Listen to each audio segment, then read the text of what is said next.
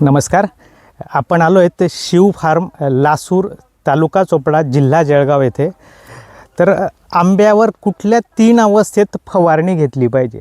तर सगळ्यात पहिले मोहर येण्याच्या अगोदर फवारणी घेतली पाहिजे. मोहर येण्याच्या अगोदर फवारणी का घेतली पाहिजे, तर सगळ्यात महत्त्वाचं आंब्यावर जे काही कीड येतात, रोग येतात, कीड म्हणजे जे मँगो हॉपर्स येतात, थ्रिप्स येतात, बारीक किडे येतात, ते किडे यायला नको आणि कुठल्याही प्रकारचा रोग यायला नको.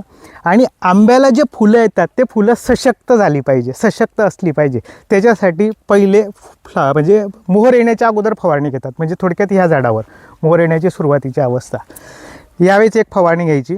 दुसरी मोहर आल्यानंतरची फवारणी. मोहर आल्यानंतर का फवारणी घ्यायची, तर सगळ्यात महत्त्वाचं आहे आपलं परागीकरण चांगलं झालं पाहिजे, पॉलिनेशन चांगलं झालं पाहिजे, मधमाशा डिस्टर्ब व्हायला नको. त्याच्यासाठी आपण तुळशीचं तेल वापरू शकतात. आणि फुलगळ कमी झाली पाहिजे, त्याच्यासाठी फवारणी घ्यायची आहे. आणि सगळ्यात महत्त्वाचं तिसरी जी फवारणी घ्यायची आहे ती फुल सेटिंग झाल्यानंतर काही ठिकाणी आपल्याला सेटिंग पण दिसते, जेणेकरून कमीत कमी फुलगळ झाली पाहिजे. त्याच्यासाठी आंब्याला तिसरी फवारणी घ्यायची. अशा प्रकार 3 फवारणी आंब्यावर घ्यायची आहे. एक मोहर येण्याच्या वेळेस अगोदर, एक मोहर खुलल्यानंतर आणि तिसरी सेटिंगच्या अवस्थेत. फवारणी घेताना काळजी घेतली पाहिजे. फवारणी शक्यतो सकाळी किंवा संध्याकाळी घेतली गेली पाहिजे.